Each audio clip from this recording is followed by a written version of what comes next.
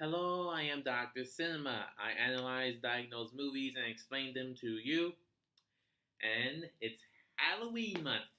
Most people call it October. I call it Halloween month. So I decided this week I should watch a certain number of horror movies while I prepare to make a sort of a top 13 list. I won't let they. I won't say anything more about that, but watch out for it. But I was watching a couple of straight to video movies, which were on Netflix, so it's a little bit funny. But they were both Chucky movies. And so I watched Curse of Chucky, which is one I've seen before, and it's one I'm still pleasantly surprised by. But I also watched Cult of Chucky, and that really surprised me, but in a good way. So I got to thinking, what's so different about this franchise? For those of you who don't know, the Chucky series, originally called the Child's Play franchise, happened came out with its first movie in I think it was 1986. I think it was 1986, 1988. It was during the height of the slasher film craze, and the Child's Play movie, starring a serial killer who, at the beginning of the movie, transfers his soul to that of a good guy doll named Chucky. So he decides. So in the movie, he reveals himself to a kid named Andy, and he learns that in order to become human again, he has to transfer his soul into the first person he revealed himself to. Now, the first Child's Play film, it was a good, solid film, and it definitely earned its place in the Slasher Hall of Fame, having a little bit of a subtle message about consumerism and such as well. Then, of course, you got Child's Play 2 in 1990. Not quite as good as the original, but still enjoyable enough. Child's Play 3 a year later. Definitely a downgrade in quality. But again, nothing that isn't watchable. But then pick up again, I think it was 1998, with Bride of Chucky. They changed the name of the series to actually include Chucky. But instead of going for the more serious horror route, they went for the comedy horror genre that I think really worked for Bride of Chucky. And then I think it was 2004, Sea of Chucky was released, and that was the last one to be shown in theaters. Definitely too comedic for a lot of people's taste, a little bit too self-aware. But then in 2013 came the first direct-to-video sequel, The Curse of Chucky. I mean, people thought this was going to be sort of like a reboot, remake kind of thing, but they found out that this is actually a sequel to all the other films, but it also has a nice connection to the first film as well.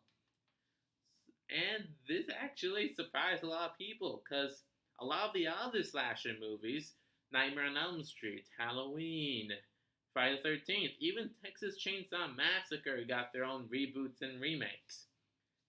And surprisingly, even though you could argue that Curse of Chucky is a sort of reboot in its own way, it isn't really technically that.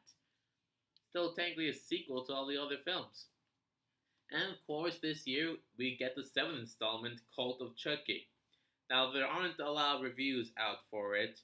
In fact, Rotten Tomatoes only has 8 reviews that they have, although all of them are positive, leading to a premature 100%.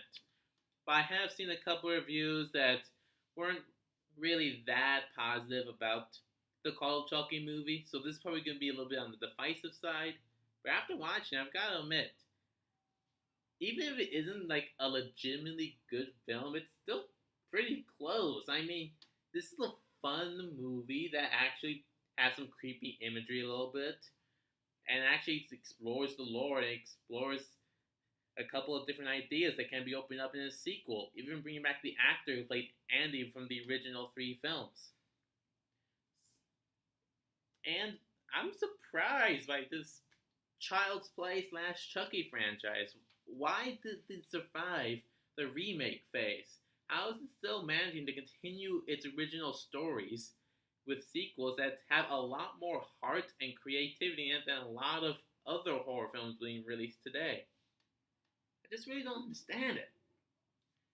I think part of the reason why it's been so alive is because the killer, Chucky, has a personality that's very similar to Freddy Krueger of Nightmare on Elm Street, where he's like dark, but he's also kind of a funny personality a little bit.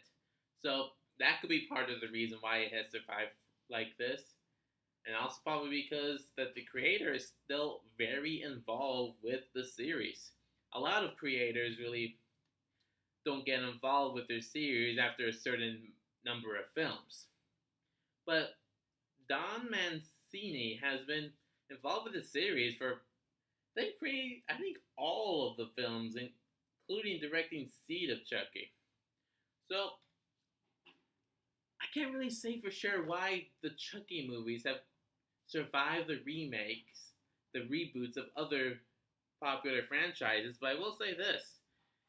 They are, in my opinion, looking towards a positive future if they continue going exploring the new lore that they've uncovered in this Cult of Chucky movie. I feel like it can be a lot of fun, but also take itself serious enough where people can actually have positive reactions to it. No, this isn't really definitive Dr. Cinema diagnosis, but I'm pleasantly surprised with the last couple sequels, Curse of and Cult of Chucky's, and I hope it will luck. You're not gonna try and kill me, are you? That's what I thought. So, like, comment, subscribe, share. Dr. Cinema. See you next time.